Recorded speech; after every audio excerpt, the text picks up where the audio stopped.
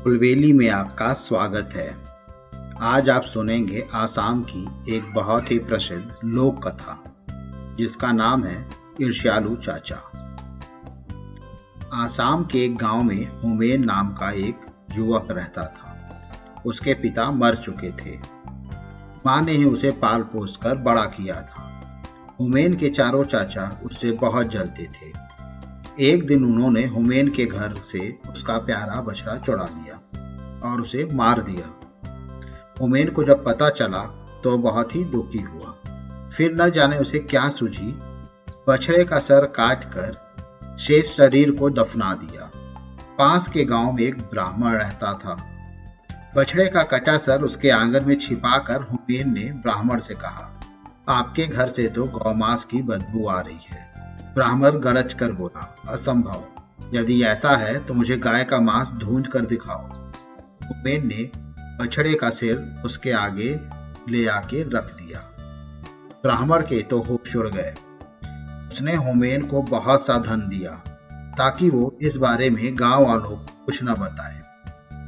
Human ने थैली भर धन लिया और अपने चाचाओं को दिखाकर बोला, पास के गांव वालों ने मुंह मांगे दामों पर गौमांस खरीद लिया। वे लोग तो और भी मांग रहे थे। मैंने कहा कल लाऊंगा। यह सुनकर चाचा बहुत खुश हुए। उन सब ने भी अपने अपने गाय के बछड़े मार डाले और उनका मांस पड़ोस वाले गांव में ले गए। बस गांव वालों ने गाय का मांस देखा तो उनकी जमकर पिटाई कर। इधर चाचा इस पिटाई से और बौखला गए। उन लोगों ने हुमेन की झोपड़ी में आग लगा दी। हुमेन और उसकी मां बेघर हो गए। बेचारी मां के आंसू देखकर हुमेन तिलमिला उठा। उसने राख इकट्ठा की और एक दूसरे गांव में जा पहुंचा। ले लो, आह का सुरमा ले लो, इसे रगड़ कर धन मिल जाता है। जिसका ब्याह न होता हो उसका ब्याह हो जाता है। हाथ के हाथ एक थैली सुरमा बिक गया। शेष राख हुमेन ने छिपा दी। अपने चाचा के पास जाकर बोला, मेरी तो झोपड़ी के सारे राख बिक गए। चाचा ने हैरानी से पूछा, राख बिक गए? वो कैसे? हाँ, ये देखो कितना सारा पैसा मिला है। फिर हुमेन ने उन चारों चाचाओं को उकसाया कि वो भी अपनी झोपड़ी जलाकर उस गांव में राख बेच आए। बड़ी झोपड़ी की तो राख भी ज्यादा होगी। उसके सारे चाचा बातों में फिर आ गए। चारों ने अपने अपने घर को जला दिया और राख ले जाने की तैयारी करने लगे। हुमेन ने कहा, गांव वालों से कह देना कि हमें सुरमे वाले ने भेजा है। ज्यों ही चारों गांव में पहुंचे और सुरमे वाले का नाम लिया तो सारा गांव उनके पास पहुंच गया। देखते ही देखते लाठियां उन पर बरसने लगी। बेचारे पीटते पीटते घर लौटे। चारों ने गुस्से के मारे हुमेन को मारने की योजना बना ली। उन्होंने हुमेन को नदी किनारे रस्सी से बांधा और खुद खाना खाने घर चले गए। उनके जाते ही वहां एक सौदागर गुजरा। उसने हुमेन से पूछा, क्यों भाई, तुम्हें यहाँ क्यों बांधा हुआ है? हुमेन ने बताया, जी मेरे चाचा मेरी शादी एक बहुत ही खूबसूरत लड़की से करना चाहते हैं। मेरे मना करने पर मुझे बांध दिया।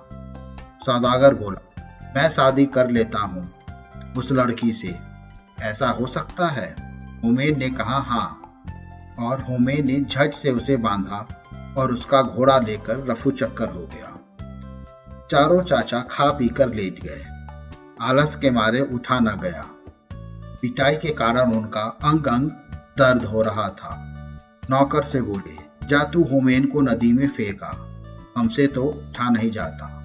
नौकर भी कम नहीं था। उसने अपने रिश्तेदार को यह काम सौंप दिया।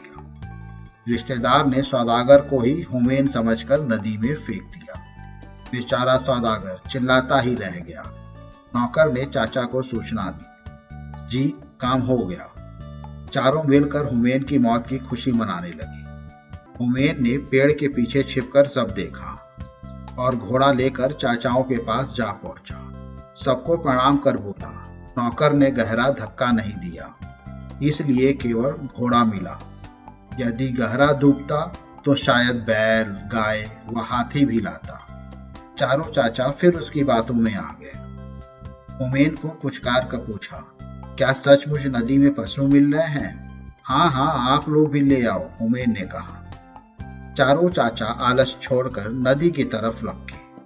नौकर को भी साथ ले गए। तट पर पहुंचकर नौकर को आदेश दिया, हम चारों को जोर से पानी में धकेल दो। नौकर ने आज्ञा का पालन किया। हुमैन को सदा के लिए ईर्ष्यालु और दुष्ट चाचाओं से मुक्ति मिल गई। मुझे उम्मीद है आपको ये कहानी पसंद आई होगी। ऐसी ही और कहानी सुनने के लिए हमारे चैनल को लाइक और सब्सक्राइब करें। इस कहानी को ज़्यादा से ज़्यादा शेयर करें। जल्द ही मिलते हैं एक और नई कहानी या किस्से के साथ। तब तक के लिए धन्यवाद।